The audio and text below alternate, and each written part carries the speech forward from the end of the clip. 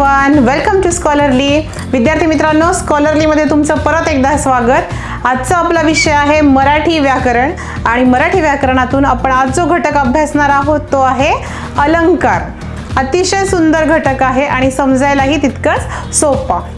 तर आजच्या या व्हिडिओमध्ये आपण काय काय पाहणार आहोत, अलंकार कशाला म्हणायचं, भाषेचे अलंकार म्हणजे काय, त्या अलंकारांचे प्रकार किती होतात आणि त्यांची उदाहरणं। तेव्हा हा व्हिडिओ शेवटपर्यंत नक्की पहा आणि जर तुम्ही अजून सबस्क्राइब केलं नसेल तर आत्ता सबस्क्राइब करा स्कॉलरली एनहान्स द लर्निंग या चॅनलला।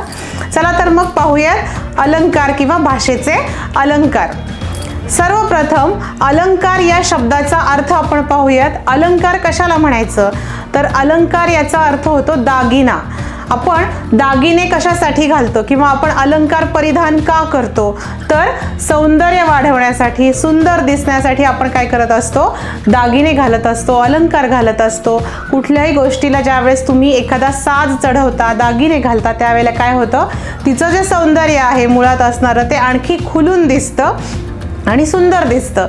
तर हे तर झालं अलंकारांबद्दल, परंतु मग व्याकरणामध्ये हे अलंकार काय आहेत किंवा भाषेला आपण हे अलंकार कसे घालतो, भाषेचे अलंकार, भाषेचे दागिने म्हणजे काय।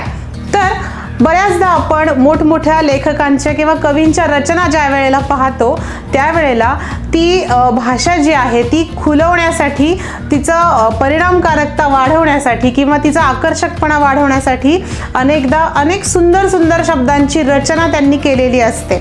आणि ही जी सुंदर रचना आहे किंवा ज्या ज्या गोष्टींमुळे म्हणून भाषेचं सौंदर्य वाढतं अशा सर्व गुणधर्मांना आपण भाषेचे अलंकार असे म्हणतो किंवा भाषेचे, आपल्याच भाषेत सांगायचं तर दागिने म्हणा, त्या भाषेचे अलंकार किंवा दागिने आपण म्हणूयात, त्यांना भाषेचे अलंकार असं आपण म्हणतो। मग भाषा खुलवण्यासाठी, भाषेचं सौंदर्य वाढवण्यासाठी मित्रांनो, मुळातच आपली मराठी भाषा जी आहे ती अतिशय समृद्ध आहे। समृद्ध अशी ही मराठी भाषा आहे आणि त्यामध्ये हे भाषेचं सौंदर्य वाढवण्यासाठी आपल्याकडे अनेक पर्याय उपलब्ध आहेत। मग हे सौंदर्य कसं वाढवायचं, भाषेचे अलंकार कसे चढवायचे, तर कधी कधी एखाद्या गोष्टीचं साम्य दुसऱ्या गोष्टीशी दाखवून किंवा दोन गोष्टींशी परस्परांशी तुलना करून आपण सौंदर्य वाढवतो। कधी कधी त्यासाठी पर्यायी शब्द आपण वापरतो, एखादी गोष्ट आपण कधी फुगवून सांगतो, त्याला आपण अतिशयोक्ती म्हणू शकतो। याच पद्धतीनं निसर्गातल्या अनेक गोष्टींचा आपण आधार घेऊ शकतो, त्यांच्यातली तुलना दाखवू शकतो, एकरूपता दाखवू शकतो। अशा अनेक मार्गांनी आपण भाषेचं सौंदर्य वाढवू शकतो आणि त्यांनाच आपण भाषेचे अलंकार असे म्हणतो। मग हे भाषेचे अलंकार किती आहेत आणि कोणते आहेत किंवा त्यांचे प्रकार किती। विद्यार्थी मित्रांनो, भाषेचे मुख्यतः दोन अलंकार आहेत किंवा दोन प्रकार ह्या अलंकारांचे पडतात। अलंकार अनेक प्रकारचे आहेत पण त्यांची विभागणी दोन प्रकारात केली जाते। पहिला प्रकार जो आहे तो आहे शब्दालंकार आणि दुसरा अलंकारांचा प्रकार आहे अर्थालंकार।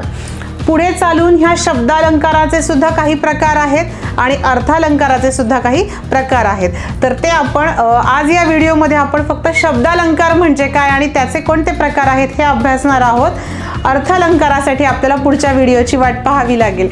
तर शब्दालंकार कशाला म्हणायचं, मुख्य आपला घटक आपण बघूयात आता। शब्दालंकार म्हणजे काय, शब्दालंकार ह्या शब्दाची व्याख्या काय आहे, तर बऱ्याचदा आपण ज्या वेळेला एखादी रचना करत असतो त्यावेळेला शब्दांची विशिष्ट योजना जर केली तर त्या ठिकाणी त्या वाक्याला किंवा त्या भाषेला अधिक सौंदर्य प्राप्त होतं। अशा प्रकारच्या रचनेला आपण शब्दालंकार असं म्हणतो, जिथे शब्दांची योजक रचना केलेली असते। मग हे जे शब्दालंकार आहेत त्याचे तीन मुख्य प्रकार आपण तर या शब्दालंकाराचे जे तीन प्रकार आहेत ते तीन मुख्य प्रकार आज आपण पाहणार आहोत। त्यामध्ये पहिला जो अलंकार आहे तो आहे अनुप्रास अलंकार, दुसरा आहे यमक अलंकार आणि तिसरा आहे श्लेष अलंकार। चला तर मग पाहूयात ह्या तीनही प्रकारांबद्दल सविस्तर माहिती। तर शब्दालंकाराचे हे तीन प्रकार आज आपण अभ्यासूयात। पहिला आहे अनुप्रास अलंकार, दुसरा आहे यमक अलंकार आणि तिसरा आहे श्लेष अलंकार। त्यापैकी पहिला जो आहे अनुप्रास अलंकार। अनुप्रास अलंकार कशाला म्हणायचं, तर जेव्हा एखाद्या वाक्यात किंवा पद्यचरणात पद्यचरणात म्हणजे कवितेच्या ओळीत एकाच अक्षराची पुनरावृत्ती होऊन त्यातील नादामुळे सौंदर्य निर्मिती होते तेव्हा अनुप्रास अलंकार होतो. पुनरावृत्ती म्हणजे पुन्हा पुन्हा येणे. जेव्हा एखाद्या ओळीमध्ये एखादं अक्षर हे परत परत येऊन त्यामुळे नादाची निर्मिती होत असेल तर काय होतं, त्या ठिकाणी अनुप्रास अलंकार होतो. आता उदाहरण पाहूयात आपण. पोटापुरता पसा पाहिजे नको पिकाया पोळी, देणाऱ्याचे हात हजारो दुबळी माझी झोळी. या उदाहरणामध्ये या ठिकाणी पहिलं जर पाहिलं तर पोटापुरता पसा पाहिजे नको पिकाया पोळी, प हे जे अक्षर आहे याची पुनरावृत्ती झालेली आपल्याला पाहायला मिळेल. दुसऱ्या ओळीमध्ये हात हजारो ह या अक्षराची पुनरावृत्ती आहे, त्यामुळे काय झालंय, नाद निर्माण झालाय. या ठिकाणी अनुप्रास अलंकार आहे. दुसरं उदाहरण बघा. पेटविले पाषाण पठारावरती शिवबांनी. पेटविले पाषाण पठारावरती, परत एकदा प या अक्षराचीच काय झालेली आहे, आपल्याला पुनरावृत्ती झालेली लक्षात येईल. त्यामुळे एक प्रकारचा नाद निर्माण होतो. हा अलंकार ओळखायला अतिशय सोपा आहे. ज्या वेळेला अशा प्रकारे एखाद्या अक्षराची पुनरावृत्ती, रिपिटेशन म्हणू आपण, होत असेल त्यावेळेला आपण काय म्हणायचं, तो कुठला अलंकार आहे, अनुप्रास अलंकार आहे. तर असा हा पहिला प्रकार शब्दालंकाराचा, तो म्हणजे अनुप्रास अलंकार. अलंकारांचा दुसरा जो प्रकार आहे तो आहे यमक अलंकार. यमक अलंकार म्हणजे काय, यमक म्हणजे रायमिंग. थोडक्यात यमक जुळणारे शब्द आपण ऐकला असेल तर हा जो अलंकार आहे, जेव्हा पद्यचरणाच्या कवितेच्या ओळींच्या शेवटी किंवा मध्ये किंवा ठराविक ठिकाणी एक किंवा अनेक अक्षरे वेगळ्या अर्थाने येतात तेव्हा यमक अलंकार होतो. साधारण यमक जुळणारे शब्द आपण कशाला म्हणतो, तर ज्यांचं शेवटचं अक्षर सारखं येतं त्यांना आपण यमक जुळणारे शब्द म्हणतो. तर इथे कवितेच्या ओळींमध्ये शेवटचे शब्द जे असतील किंवा मध्ये किंवा ठराविक ठिकाणी ज्या वेळेला असे शब्द येतील यमक जुळणारे, त्यावेळेला त्या ठिकाणी त्या ओळींमध्ये किंवा त्या उदाहरण आपण ते यमक अलंकाराचं आहे असं म्हणू शकतो. उदाहरणावरून लक्षात येईल. पहिलं उदाहरण इथे आहे. मना चंदनाचे परित्वा झिजावे, परी अंतरी सज्जना निववावे. या ठिकाणी शेवटचा शब्द आहे पहिल्या ओळीतला झिजावे आणि दुसऱ्या ओळीमधला शेवटचा शब्द आपल्याला दिसतोय निववावे. झिजावे आणि निववावे हे दोन्हीही काय झाले, यमक जुळणारे शब्द या ठिकाणी आलेले आहेत, म्हणून हा यमक अलंकार होतो. दुसरंही उदाहरण आपण बघूयात. राज्य गादीवरी काढी तुझ्या आठवणी, फळा आली माय मायेची पाठवणी. आठवणी आणि पाठवणी हे दोन यमक जुळणारे शब्द इथे या ओळींच्या शेवटी आलेले दिसत आहेत आपल्याला. यामुळे होतं काय, यमक जुळण्यामुळे एक प्रकारचा नाद निर्माण होतो, लय तयार होते. म्हणूनच आपण बऱ्याचदा ज्या वेळेला कविता म्हणत असतो, कविता लवकर पाठ होतात. याचं पण कारण काय आहे, तर त्या ठिकाणी हा यमक अलंकार असतो, यमक जुळणारे शब्द असतात. म्हणून काय होतं, त्याला आपण चाल लावू शकतो कवितांना आणि चालीवर म्हणू शकतो. तर असा हा यमक अलंकार शब्दालंकाराचा दुसरा प्रकार. शब्दालंकारातला तिसरा आणि शेवटचा प्रकार आता बघूयात. श्लेष अलंकार. श्लेष या शब्दाचा अर्थ काय होतो, बऱ्याचदा वाक्यामध्ये आपण एकच शब्द हा दोन वेगवेगळ्या अर्थांनी वापरू शकतो. खरं तर आपल्या मराठी भाषेचं हे वैशिष्ट्य आहे. मी मगाशी सांगितलं की आपली भाषा खरंच खूप समृद्ध आहे की एकाच शब्दाचे अनेक अर्थ सुद्धा होतात. या ठिकाणी जेव्हा वाक्यात किंवा पद्यचरणामध्ये एकच शब्द दोन किंवा दोनपेक्षा जास्त अर्थांनी वापरल्यामुळे शब्द चमत्कृती निर्माण होते, त्यावेळेला त्या ठिकाणी श्लेष अलंकार होतो. उदाहरण काय आहे, उदाहरणावरून लक्षात येईल. पहिलं उदाहरण बघूयात. शंकरासी पूजिले सुमनाने.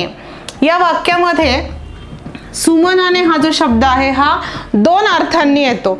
शंकरासी पूजिले सुमनाने. सुमन म्हणजे चांगली मने, चांगल्या मनाने, चांगल्या इच्छेने. आणि दुसरा जो अर्थ आहे सुमन या शब्दाचा तो होतो फूल. शंकरासी पूजिले सुमनाने म्हणजे फुलांनी त्याची पूजा केली. आणखी सुमन या शब्दाचा अर्थ मुलगी असा पण होतो. तिने शंकराची पूजा केली म्हणजे एकच शब्द आहे परंतु तो दोन आणि दोनपेक्षा जास्त अनेक अर्थांनी या ठिकाणी आलेला आहे, तरीही वाक्याचा अर्थ व्यवस्थित पूर्ण होतो. आता दुसरं वाक्य बघा किंवा दुसरं उदाहरण, मित्राच्या उदयाने कोणास आनंद होत नाही. या ठिकाणी मित्राच्या हा शब्द जो आहे मित्र, मित्र ह्या शब्दाचे सुद्धा दोन अर्थ आपण घेऊ शकतो. पहिला अर्थ आहे मित्र म्हणजे सूर्य, सूर्याच्या उदयाने कोणास आनंद होत नाही. आणि दुसरा मित्र या शब्दाचा अर्थ आहे सखा, सोबती, सवंगडी. मित्राच्या उदयाने म्हणजे येण्याने कोणाला आनंद होणार नाही. तर अशा प्रकारे एकच शब्द आहे पण त्याचे अनेक अर्थांनी तो वाक्यात आपण घेऊ शकतो. त्या वाक्याचा तुम्हाला हवा तसा अर्थ तुम्ही घेऊ शकता.